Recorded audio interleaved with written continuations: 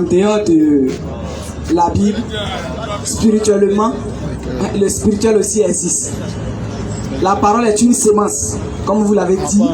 La parole est une sémence. La femme s'est retournée, elle allait donner la commission aux disciples que vous avez dit, pour qu'ils puissent dévancer le Seigneur. Et après, le Seigneur les a retrouvés. C'est l'Écriture qui l'a dit. Voilà. L'écriture, en dehors de l'écriture, il y a la spiritualité qui existe. Pendant que vous étiez en train d'expliquer, j'ai vu vraiment que la femme annonçait, elle allait donner la commission. Et spirituellement, le Saint-Esprit, que le Seigneur allait dévancer les disciples. Maintenant, pour les parler, pour dire partez partout et annoncer l'évangile. Donc, d'accord, je sais que pour le moment, je ne suis pas encore convaincu, mais on va s'arrêter là. Merci. Toute ta pensée là, c'est pas spirituel, c'est une pensée diabolique. Grâce! Vas-y, frère. Tu n'es pas convaincu, c'est dans ton coin. C'est ça! Faut pas appuyer. Non, il y a l'écriture et puis il y a le spirituel. Tout spirituel qui ne s'appuie pas sur l'écriture, c'est le diable. C'est ça! Clair! Il n'y a pas de débat. La spiritualité s'appuie sur quoi? C'est juste ce qui est écrit. Clair! On dit, elles sont allées faire une commission. On les a envoyées. Va dire aux hommes là, quand tu es trouvé ici, c'est là-bas, il y a rendez-vous. Rendez-vous là, ça c'est l'évangélisation. C'est une commission. Claire.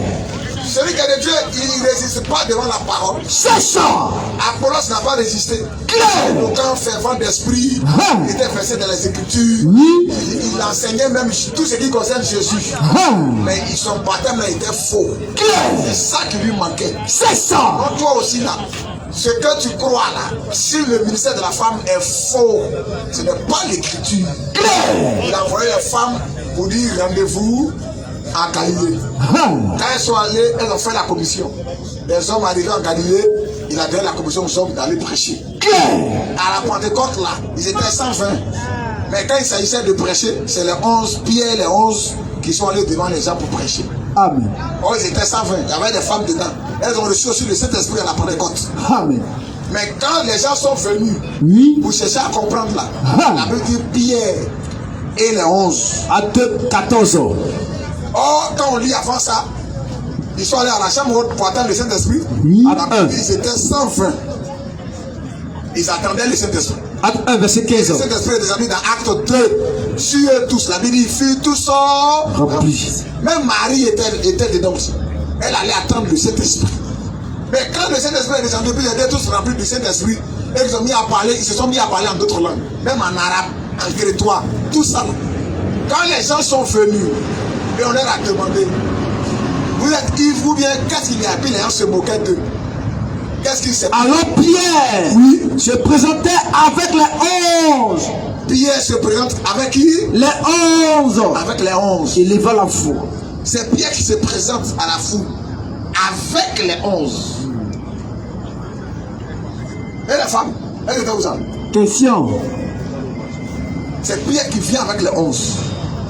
Et maintenant il prêche.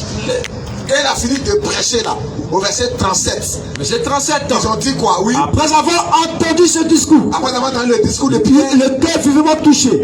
Et il dit à Pierre et aux 11 apôtres. Ils ont dit à Pierre. Et aux autres apôtres. Ils ont dit à Pierre. Et aux autres apôtres. Et aux autres apôtres là. Hommes frères. Que ferons-nous? Mais et la femme aussi. Il n'a pas dit à Pierre, aux autres apôtres et aux femmes. Il dit à Pierre et aux autres apôtres. Hommes frères, que ferons-nous? Oui. Pierre leur dit, répentez-vous, et que chacun de vous soit baptisé au nom de Jésus-Christ. Oui. Pour le pardon de vos péchés. Pour le pardon de vos péchés. Et vous recevrez le don du Saint-Esprit. Et vous recevrez le don du Saint-Esprit. Oui. Car la promesse est pour vous, pour vos enfants, et pour tous ceux qui sont au loin, en aussi grand nombre. C'est-à-dire nous les nations, la promesse du salut c'est pour nous aussi. Oui. En aussi grand nombre que le Seigneur notre Dieu les appellera.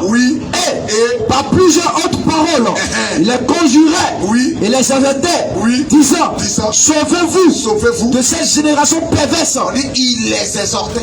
il les conjurait en disant, sauvez-vous de cette génération pécheresse. Ceux qui acceptaient sa parole furent baptisés.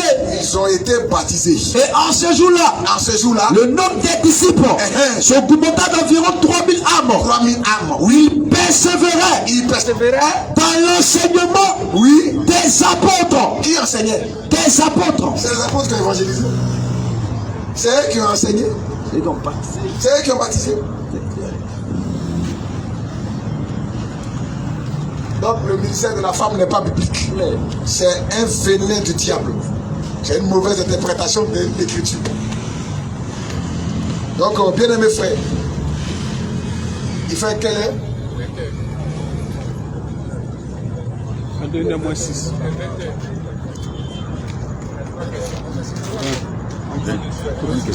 Ok. On va prendre une question. On dit il y a trois quelqu'un. Bon,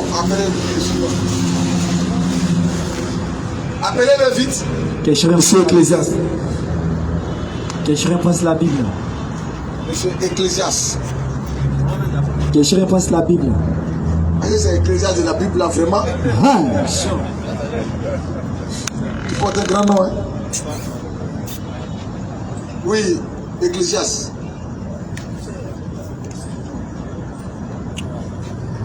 Aidez-le avec le micro.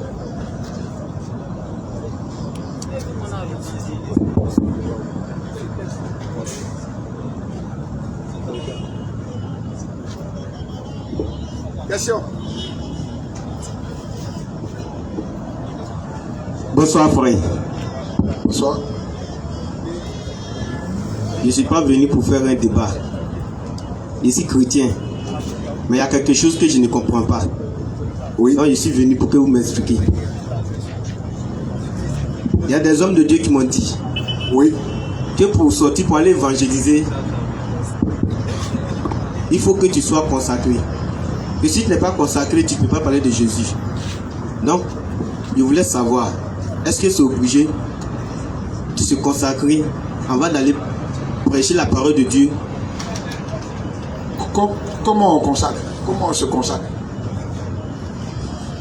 Bon, un homme de Dieu doit t'imposer les mains pour te dire, le temps est arrivé où tu dois sortir pour aller parler de Jésus. C'est lui qui va te dire le temps est arrivé. C'est ce qu'ils ont dit. Est-ce que c'est lui qui t'envoie? Et s'il meurt? Voilà.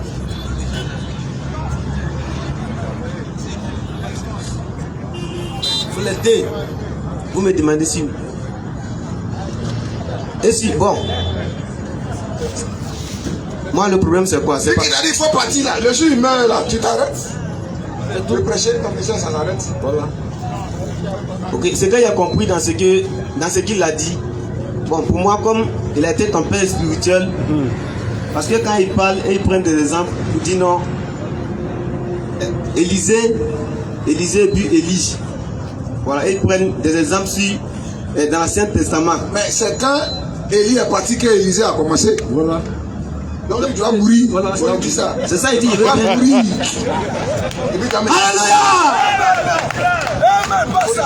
Si Élie et Élisée tu prends, c'est que tu dois mourir. Tu dois mourir. Si c'est Moïse et Josué qui prend, si toi tu es Moïse, mais si Josué, toi tu dois mourir. Et puis comment mobiliser? C'est quand toi tu meurs, maintenant moi il prend la place. Il ne veut pas quelque part, c'est ta place. C'est des bandits. C'est ça! Des voyous. Ils ne travaillent pas ensemble, hein?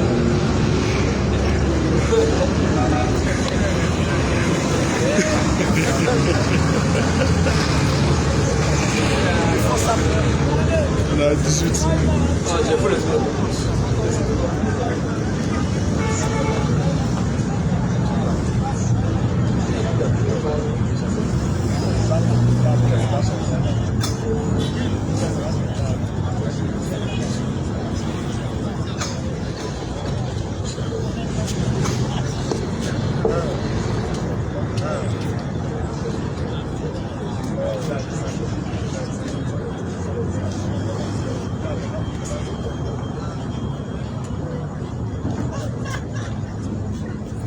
Chers frères, tu sais, les gens, il se cache derrière des choses juste pour lier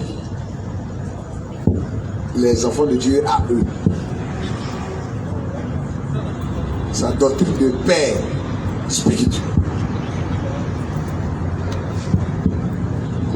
Il faut avoir un père qui va te dire, toi là, c'est le moment pour toi, il faut entrer dans le ministère. Il y a des exemples dans la Bible que eux, ces mêmes-là ne peuvent pas expliquer. Parce que si c'est un homme qui attend, qui va te dire, il faut entrer dans le ministère, c'est vrai, on apprend avec quelqu'un, auprès de quelqu'un. Comme Paul pouvait dire à Timothée, tu as suivi ma conduite, mon enseignement. Ce que vous avez vu en moi, pratiquez-le. Il n'y a pas de mal en cela. Parce que le Seigneur même dit d'enseigner. Donc tous les frères qui viennent, on les enseigne. On devient un modèle pour eux-mêmes. Il dit, sois un modèle pour le peuple, en conduite, en parole. Parce que les frères vont te copier. C'est ce que tu fais là, ce que tu dis là. C'est ça, eux aussi vont refaire. Parce que l'homme il copie. Mais ce n'est pas un système que tu vas mettre sur pied pour lier les frères à toi. Pour devenir un papa, un surintendant, un archevêque, un supérieur sur eux, pour les écraser, pour les dominer. Ça, c'est le diable maintenant. C'est l'œuvre du diable. Et c'est derrière ça, il se cache avec des titres. Parce que quand c'est comme ça, il cherche un titre qui va coiffer toi ton titre. Au début, il va dire, il est pasteur. Et quand il va voir que, il y a des pasteurs, lui il change, il devient apôtre. Voilà, oui, apôtre pas fondateur. Quand vous commencez, non, lui devient archevêque. Ou il devient prophète. Parce qu'il veut avoir une domination toujours sur les autres. C'est le nicolaïsme. C'est ça. Dieu dit je hais cela. Le Saint-Esprit dit je hais les œuvres et la doctrine des Nicolaïtes. C'est l'Église catholique qui a envoyé ça. Et c'est cet enseignement-là que le Seigneur a dénoncé. Parlant des scribes et des pharisiens qui aiment la première place, qui aiment se faire voir. C'est comme ça. Parce qu'il veut que les gens soient lui sa propriété. C'est du faux. Ce n'est pas l'écriture. Mais ils même discuter entre eux pour chercher à savoir qui va être le plus grand. Le Seigneur les a cassés. Et le plus grand, c'est celui qui se fait serviteur des autres. C'est pas celui que les autres servent. Chers frères. Marc 9, 38.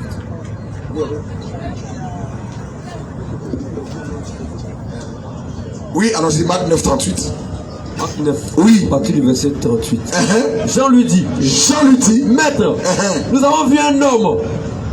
Ils sont venus voir Jésus. Il dit, Maître, on a vu un homme qui chasse les démons en ton nom. Il chasse les démons en ton nom. Et nous l'en avons empêché. On l'a empêché. Parce qu'il ne nous suit pas. Il n'est pas dans notre église. Voilà.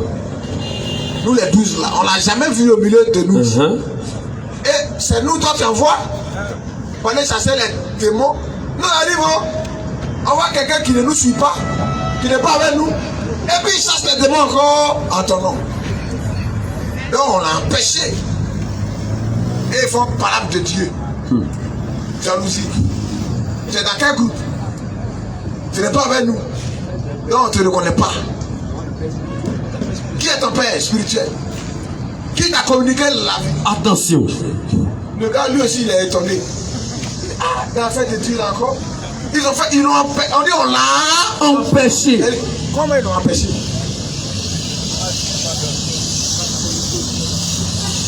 On dit on l'a empêché. Oui, allons-y. Ne l'empêchez pas. Jésus a dit quoi? Ne l'empêchez pas. Lui là, qui l'a consacré? L'archibishop.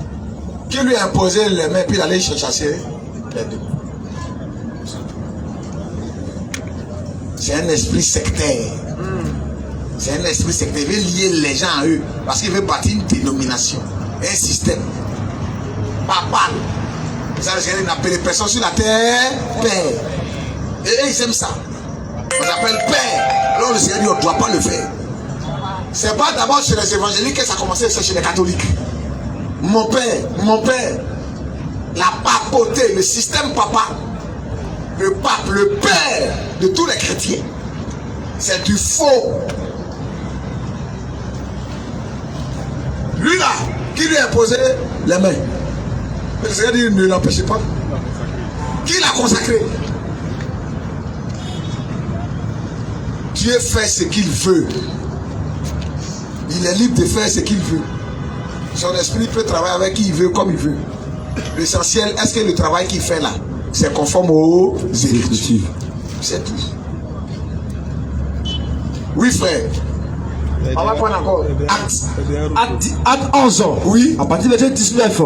Ceux qui avaient été dispersés, oui, par la persécution survenue à l'occasion d'Étienne. Dans Acte 7 là, c'est là qu'ils ont tué Étienne, non? Dans Acte 8, c'est là que la persécution a commencé dans l'église. Et tout était à Jérusalem, non? Et là, il n'y a pas quelqu'un qui leur a dit, bon, c'est l'heure pour vous de partir. Hein. C'est ça ce que Dieu a envoyé pour qu'il puisse être évangélisé. C'est persécution. Dieu a commencé à envoyer la persécution à Jérusalem. Ils ont commencé à les mater. C'est dans leur fuite là, en fuite. Et chacun commence à évangéliser où il fuit, là où ça va. L'évangélise là-bas. Qui leur a dit, ah, c'est le moment pour vous. Je suis votre père. Allez-y maintenant. La Bible dit ceux qui avaient été dispersés. Oui. Par la persécution. Par la persécution. Survenue. On n'a pas dit par le père spirituel. Attention. Par la persécution. Survenue. À l'occasion. d'Étienne. C'est dans Acte 7 qu'Étienne a été tué. À l'occasion d'Étienne là. Allèrent. Jusqu'en Phénicie. Allèrent jusqu'au Liban. Phénicie. En Syrie. Au Liban. Dans l'île de Chypre. Partait même dans l'île de Chypre. Et à Antioche. Annonçant. En Turquie. Partait partout. Annonçant. La parole. Qui les a imposé les mains puis sont allés? Personne. Qui leur a dit, bon, je suis votre père, c'est le moment pour vous de rentrer dans le ministère. C'est pas ça. Et pour eux, c'est la persécution qui a fait qu'ils soient allés évangéliser. Donc arrivé là-bas, Dieu va dire non, n'évangélisez pas. Attendez d'abord, votre père va venir vous imposer les mains pour vous dire, c'est le moment avant que vous partiez. C'est les coloris. Tu comprends? Voilà. Dieu dit, même Paul là, afin qu'on lui impose les mains dans Acte 13 là.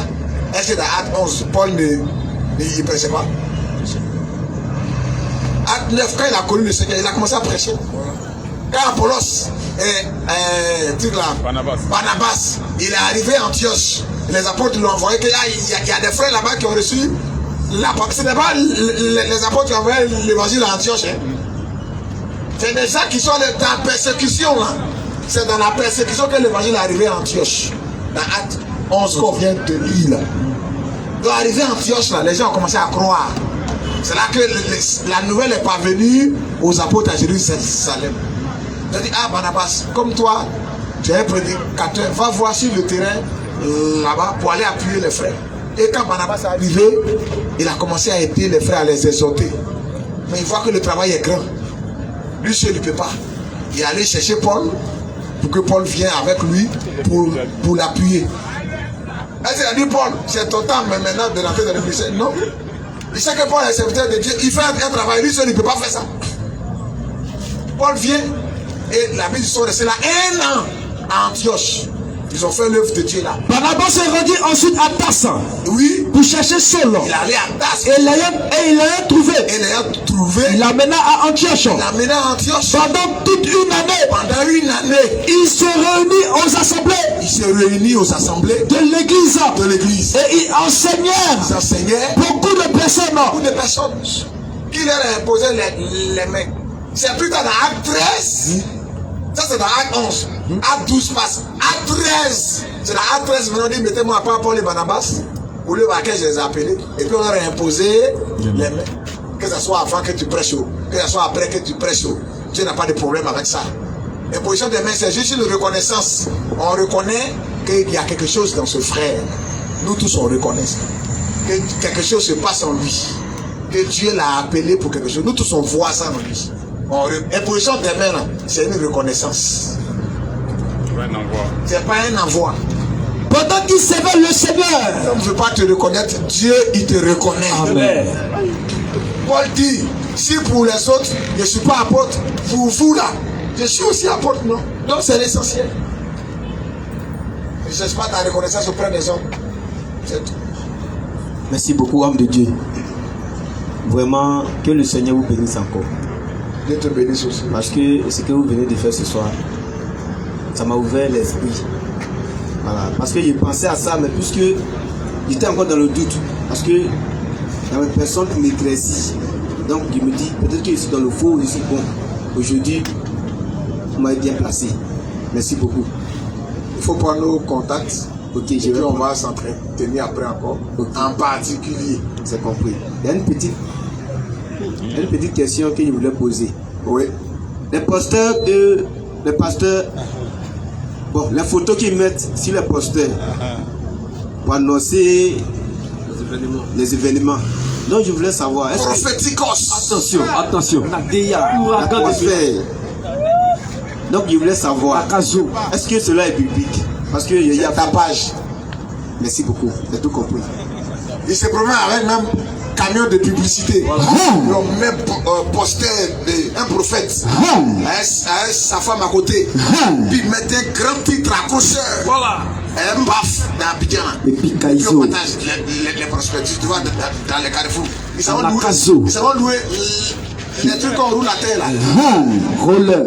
Hein, voilà, roller. On loue les gens là, ils ont roller dans les carrefours. Le pourquoi pour Jésus. Ils partagent. Lui, c'est son agent. C'est la voyousie. C'est le banditisme. C'est comme ça. Dieu n'est pas dans un connerie là. Ça, c'est du tapage. C'est ça. Tout est un programme, on fait une annonce à la radio, on annonce, il y a un programme, on invite les gens, mais poster, les gens vont se promener, musique, les gens, et puis on dit qu'il est dangereux en prophétie. C'est quoi ça là? C'est quoi ça? Pas dans vision, pas dans prophétie, prophétique, dans révélation. C'est quoi ça? Pas.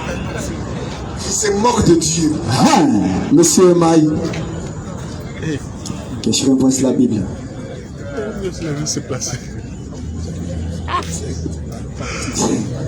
Bonsoir. Bonsoir. Bon, ce soir, ma question est très simple. Oui.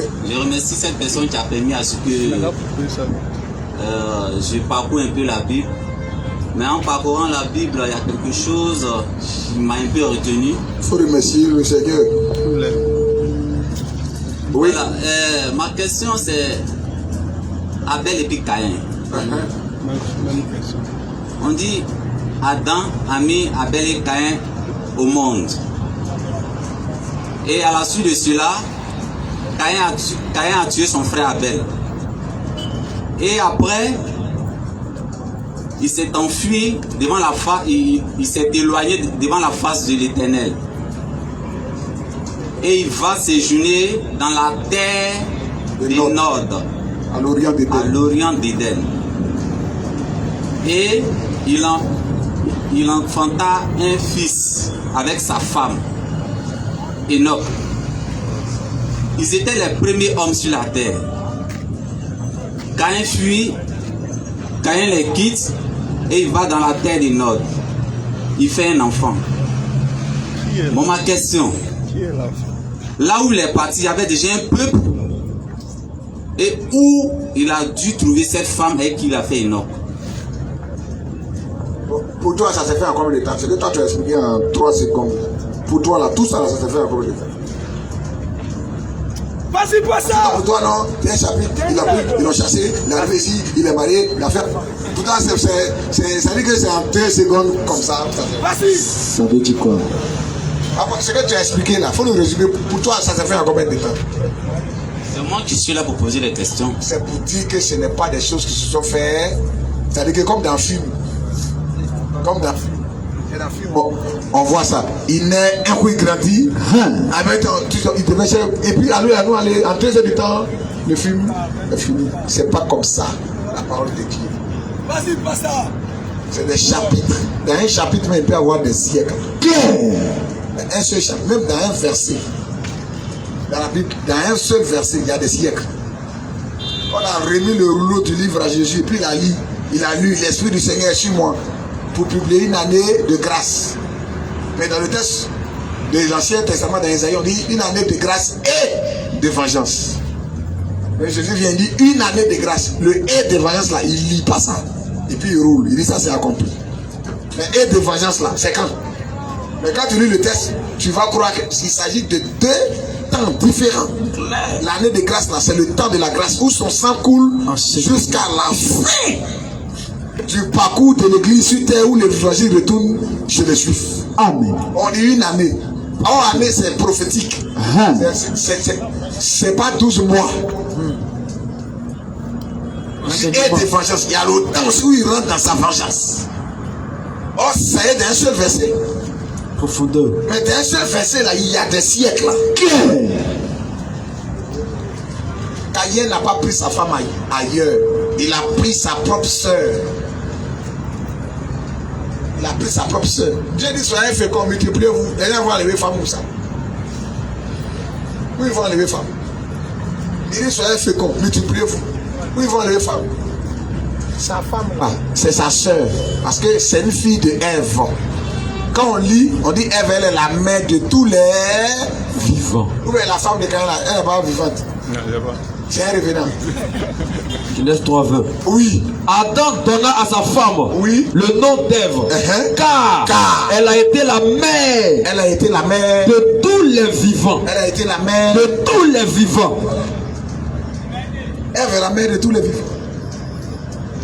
Donc Caïn a pris sa femme où ça? Est-ce que Ève n'a pas eu des enfants? Elle n'a pas eu des filles? Elle a eu des filles. Genèse 5, mais la Bible n'a pas dit leur nom. Genèse 5 ans. Oui. À partir du verset 1. Oui, frère. Voici le livre de la postérité d'Adam. Lorsque Dieu créa l'homme, il le vit à la ressemblance de Dieu. Il créa l'homme et la femme. Il les bénit. Et il les appela du nom d'homme. Lorsqu'il fut créé. Adam, âgé de 130 ans, engendra un fils à sa ressemblance. Selon son image. Il lui donna le nom de Seth. Les jours d'Adam. Maintenant, les jours d'Adam, après la naissance de Seth, fut de 800 ans. C'est qu'il avait 130 ans, il a fait 7. Puisque Abel et Caïn, Abel est mort. Maintenant, quand il avait 130 ans, il a fait 7. Maintenant, lui-même, Adam, après 7, là, il a vécu 800 ans. Et donc, on prend 800 ans plus 130 ans, ça fait combien? 900. Adam a vécu en tout 930 ans. Dieu n'a pas le temps d'écrire les 930 ans. Il s'est réveillé à 6 heures, il a mangé placadi, il a mangé. Dieu n'a pas le temps de ça. Il a vécu 930 ans, Adam. Et il engendra des fils et des filles. Il engendrait qui? Des filles. Des fils et des filles. Voilà. Dans 50 ans, on peut faire combien d'enfants? Il a vécu 930 ans. Donc la Bible d'Adaka écrit la liste du nombre de tous ses enfants. Non, hein? L'écriture cherche la lignée. L'écriture cherche simplement la lignée du Messie. Puisque Satan a appris qu'il y aura une postérité qui va écraser son pouvoir. La postérité de la femme. Donc il a cru que c'est Abel. Il passe par Caïn pour tuer Abel. Oh, ce n'était même pas Abel. Abel, c'est la mort. Seth, c'est la résurrection. Pourquoi la lignée passe par Seth, la lignée du Messie. Donc, Adam a eu des filles. La Bible n'a pas cité leur nom. Il a vécu 930 ans. C'est trop. Ève est la mère de tous les vivants. Est-ce qu'il m'écoute même? Quand vous avez dit quelque chose, je vais poser une question qui suit cela. Donc, chers frères, Adam a vécu 930 ans. Il a eu des fils et des filles. En bon français, ça dit qu'il a eu femme aussi. Avec garçon. Dans ce temps de 930 ans. Ève, là, elle est la mère de tous les vivants. Tu dis non, Adam il allait, Caïn allait vivre à Nod, à l'Orient d'Éden. Mais Orient d'Éden là, Nod n'est pas à l'Orient d'Éden. L'arbre de vie était aussi à l'Orient d'Éden. Où Dieu a chassé l'homme là, il planta un jardin en Éden du côté de l'Orient. Maintenant l'arbre de vie là, il était où ça? Parce que tu dis qu'il allait à Nod, Orient d'Éden. Mais l'arbre de vie lui-même, il était où? Quand Caïn dit tu me chasses de cette terre, est-ce que c'est la terre où on habite là que Dieu l'a chassé? Dieu va le chasser, lui il va aller où et puis Dieu ne va pas le voir. C'est au champ où il était, il a tué son frère. Il dit quiconque me verra me tuera. Elle était au champ là-bas. Est-ce que ses parents étaient informés? Et après il y aura des générations qui viendront après, ils vont apprendre que c'est un criminel. Donc pour ne pas qu'on le tue, Dieu met un signe sur lui. Le quiconque là, il y a ses parents dedans et les générations qui viendront dans la suite. On va chercher à venger Abel. Dieu dit non, pas de vengeance. Laissez-le. Mais l'arbre de vie là, il était où ça? Dans Genèse 4. Quand Dieu a chassé Adam, les chérubins, Genèse 3, je crois. 23. Oui. À partir du verset 24. Verset 23 d'abord. Oui. C'est Dieu. Oui. Le chassa du jardin d'Éden. Dieu a chassé Adam du jardin d'Éden pour qu'il cultive la terre. D'où il avait été pris. Oui. C'est ainsi qu'il chassa Adam. Oui. Et il le mit à l'Orient. Et il mit, pas il le mit, il mit. Et il mit. Oui. À l'Orient. À l'Orient. Du jardin d'Éden. Les chérubins. Qui agitent une épée. Oui. Flamboyante. Oui. Pour garder le chemin de l'arbre de vie. Il chasse Adam. Mais il met à l'Orient des chérubins pour garder le chemin de l'arbre de vie. Donc l'arbre de vie était où ça? Parce que les chérubins sont à l'Orient, ils gardent le chemin de l'arbre de vie. Donc quand tu attends Orient, Orient n'est qu'un nom qui exprime un côté simplement. Qui veut dire Est, c'est tout. Caïn, même quand il a été chassé au champ, il allait où ça? À l'Orient d'Éden, dans la terre de Nod. Mais Caïn a vécu combien d'années? La Bible n'a rien dit. Mais il a vécu plusieurs années quand même. Ève a engendré des filles après ça. J'ai dit soyez féconds, multipliez, remplissez la terre. Ils vont enlever femmes où l'inceste là existait. Avant là, tu peux prendre ta propre soeur pour te marier. Il n'y a pas de problème à cela. Voilà pourquoi Abraham là, Sarah là, c'est sa propre soeur. Ils ont le même père, mais n'ont pas la même mère. Donc on pourrait marier sa demi-sœur. Il n'y a pas de mal en cela. C'est dans Lévitique sous la loi que Dieu met fin à ça. Tu ne devras pas la nudité de ta sœur, fille de ton père, née dans la maison ou hors de la. Comme elle interdit, c'est que ça existait. Isaac, Rebecca, c'est sa cousine. Il est parenté à Rebecca. Jacob, ces femmes-là, ce sont ses parents. Quand il a volé son frère, il a volé la bénédiction. Sa maman lui a dit, fille, va chez mon frère, non? C'est pas les filles de son frère qu'il a marié. Léa et Rachel. C'était sa cousine. Donc l'inceste existait. Tu peux prendre ta propre soeur. Quand elle n'a pas pris femme ailleurs, c'est sa propre soeur. Elle va y des filles. Mais la Bible n'a pas cité leur nom. Mais la Bible dit des filles. On lit le cas d'Abraham. Et puis on va s'arrêter. Genèse 20 à partir du verset 10. Oui. Et Abimelech dit à Abraham, quelle intention avais-tu? Quelle intention avais-tu? Pour agir de la sorte. Abraham répondit, oui. Je me disais qu'il y avait sans doute aucune crainte de Dieu dans ce pays. Crainte de Dieu dans ce pays. Et que l'homme me tuerait à cause de ma femme. L'homme me tuerait à cause de ma femme. De plus, il est vrai qu'elle est ma soeur. Il est vrai qu'elle est ma soeur. Fille de mon père. Fille de Sarah là, c'est la soeur d'Abraham. Ils ont même papa, il dit fille de mon père. Seulement, elle n'est pas fille de ma mère. Elle n'est pas fille de ma mère. Et elle est devenue ma femme. Donc Sarah et Abraham sont des frères. Le même père, mais n'est pas même mère. C'est comme ça. C'est l'inceste, ça existait. Quand il dit, soyez féconds, remplissez la terre, ils vont aller femmes comme ça. C'est les propres soeurs, ils vont prendre. C'est dans la Kabbale juif là, on enseigne que c'est une femme, elle s'appelle Luli. c'est elle qui est la femme de Caïn. Ça, c'est l'enseignement kabbalistique juif. Tu rentres dans ça, là, tu vas en enfer. Ça, je te le dis. Tu rentres dans l'enseignement kabbalistique juif, là, où on parle de Luli, que c'est une autre femme ailleurs. Qui l'a créé? Elle a créé tout ça. Il ne faut pas croire ces conneries là. Donc, c'est la seule réponse biblique que je peux te donner. Ève est la mère de tous les vivants, y compris la femme de Caïn. Si elle est vivante, c'est qu'elle est dedans aussi. Ève est sa mère. Mais si elle n'est pas vivante, et qu'elle est un extraterrestre, voilà.